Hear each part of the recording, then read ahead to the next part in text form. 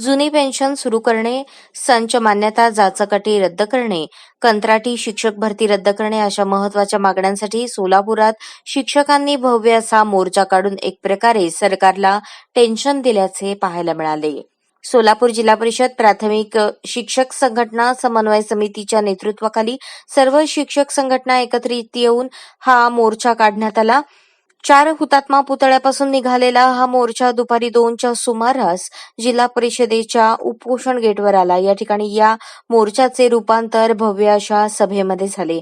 या मोर्चामध्ये एकच मिशन जुनी पेन्शन अशी जोरदार घोषणाबाजीने सारा परिसर दुमदुमून गेला होता. मोर्चामधील सहभागी शिक्षकांनी पहिल्यांदाच भगवे शेले आपल्या गळ्यात घातल्याचे पाहायला मिळाले.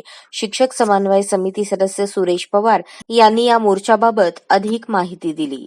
महाराष्ट्रातील सर्व जिल्हाधिकारी कार्यालयावरती 15 मार्च 2024 आणि 5 सप्टेंबर 2024चा जाचक शासन निर्णय रद्द करावा, यासह जुनी पेन्शन योजना लागू करावी, या प्रमुख मागण्यांच्यासाठी आज सर्व जिल्हाधिकारी कार्यालयावरती विराट असा मोर्चा आयोजित केलेला आहे.